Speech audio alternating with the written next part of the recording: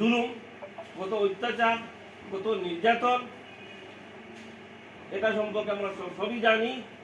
25তম প্রতিষ্ঠা দিবসে করিমগঞ্জে দলীয় পতাকা উত্তোলন করার পাশাপাশি বিধায়ক কমলাক্ষকে নিয়ে কটাক্ষ করলেন তৃণমূল কংগ্রেস কর্মীরা। তৃণমূল কংগ্রেসের দলীয় পতাকা উত্তোলনের মাধ্যমে দলের 25তম প্রতিষ্ঠা বার্ষিকী পালন করলেন করিমগঞ্জের তৃণমূল কংগ্রেসের দলের কর্মকর্তারা। এদিন করিমগঞ্জ শহরের মাইজডি স্থিত দলের জেলা সভাপতি আইনজীবী আব্দুল রশিদ আহমেদের বাড়িতে পতাকা উত্তোলনের পাশাপাশি এক কর্মী সভার আয়োজন করা হয়েছিল।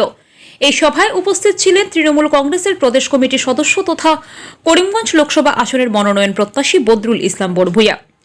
তিনি এদিন উপস্থিত সকল কর্মীদের উদ্দেশ্যে বক্তব্য রাখতে গিয়ে তৃণমূল কংগ্রেসের আদর্শ নিয়ে কথা বলার পাশাপাশি আগামী দিনে দলকে আরও এগিয়ে নেওয়ার বিষয়ে আলোচনা করেন। এদিনের এই সাংগঠনিক আলোচনা সভা শেষে বদরুল ইসলাম সহ অন্যান্যরা সাংবাদিকদের সামনে নিজেদের প্রতিক্রিয়া ব্যক্ত করতে গিয়ে বিধায়ক কমলাক্ষকে কটাক্ষ করে বলেন, ইন্ডিয়া জোটের ঊর্ধ্বতম কর্তৃপক্ষ যাকে চাইবে তাকেই টিকিট প্রদান করবে, এতে কাহারও অসুবিধা দেখতে পাওয়া যাচ্ছে না। কিন্তু অত্যন্ত পরিতাপের বিষয়, রহস্যজনকভাবে উত্তর করিমগঞ্জের বিধায়ক কমলাক্ষ দে পুরকায়স্থ ইন্ডিয়া জোটের সঙ্গে যুক্ত থাকা তৃণমূল কংগ্রেস দলের পাশাপাশি পশ্চিমবঙ্গ রাজ্যসভার প্রাক্তন সাংসদ সুস্মিতা দেবকে নিয়ে সামাজিক মাধ্যমে অপপ্রচার চালাচ্ছেন। একজন বিধায়ক হয়ে নিজের ঘটবন্টনে থাকা প্রার্থী প্রত্যাশীদের নিয়ে এ ধরনের মন্তব্য বা কটাক্ষ করা উচিত হয়নি। যদি কিছু বলার প্রয়োজন থাকে তবে সংবাদ মাধ্যমে না বলে ঘরোয়াভাবে আলোচনার প্রয়োজন ছিল। এছাড়াও তিনি বরাক উপত্যকার বিভিন্ন সমস্যার কথা তুলে ধরার পাশাপাশি বিজেপি সরকারের বিরুদ্ধে কঠোর সমালোচনা করে বলেন, এবার করিমগঞ্জ লোকসভা আসন পুনরুদ্ধারের সেরা সুযোগ 24-এর ভোটে। দল তাকে মনোনয়ন দিলে তিনি বেহাতে থাকা করিমগঞ্জ আসনে জয়লাভ করে পুনরুদ্ধারের পাশাপাশি ইন্ডিয়া জোটের আগন্তুক সরকারের করিমগঞ্জের অংশীদারিত্ব নিশ্চিত করতে সক্ষম হবেন। এদিন আইনজীবী রশিদ আহমেদ চৌধুরীর পৌরোহিত্যে এই সভায় অন্যান্যদের মধ্যে বক্তব্য রাখেন পরিমল রায়, আব্দুল বাসিত, মৌলানা দিনার আহমেদ, মনসুর আহমেদ, দীননাথ শুক্লবৈদ্য, মৌলানা আব্দুস সত্তার, মৌলানা মেহবুব আহমেদ, জয়নুল আহমেদ প্রমুখ। Bureau report, BM news 24। শুনেন, এখানে রাগডাক করে লাভ নেই। আপনি কার কোথায় ইঙ্গিত করতে চাইছেন?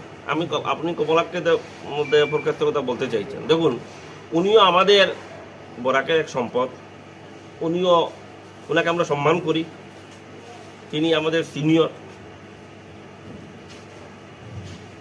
কিন্তু তিনি যেগুলো কথা বলেছেন সেইগুলো কথার সঙ্গে আমরা একমত নই, এবং এর অর্থ নয় যে তিনি বলেছেন এবং ওনাকে আমরা কটাক্ষ করে কিছু বলবো, অসম্মান সূচক কোনো কথা ওনার বিরুদ্ধে বলবো, এটা আমরা বলবো না।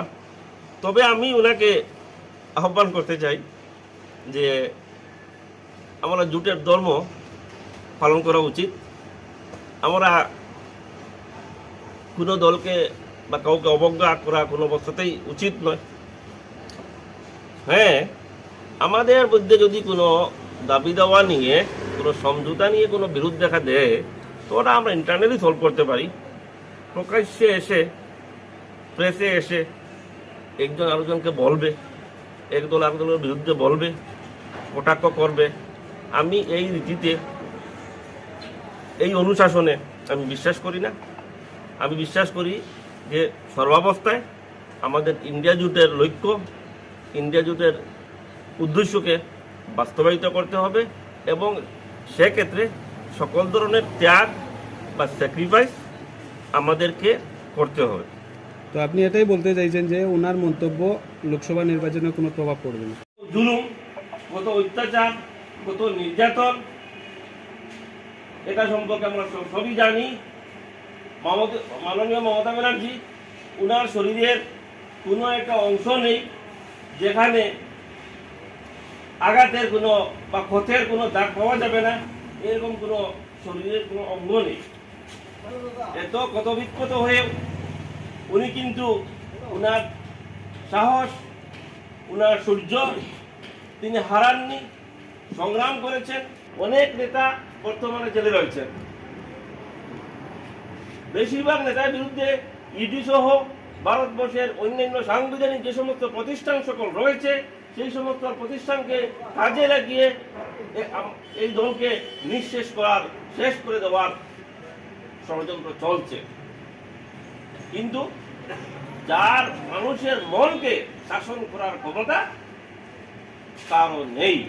সুতরাং মমতা ব্যানার্জির মনের মধ্যে যে যত যারা অত্যাচারের মাথা বাড়াচ্ছে ততই আমাদের মমতা ব্যানার্জির দল, আমাদের তৃণমূলের দল আরো শক্তিশালী হচ্ছে। জনগণের কাছে তৃণমূলের গ্রহণযোগ্যতা দিনে দিনে ধীরে ধীরে আরো বেড়ে যাচ্ছে। সম্মানিত বন্ধুগণ, আজকে আমরা এখানে সমবেত হয়েছি তৃণমূলের ঝান্ডা নিয়ে।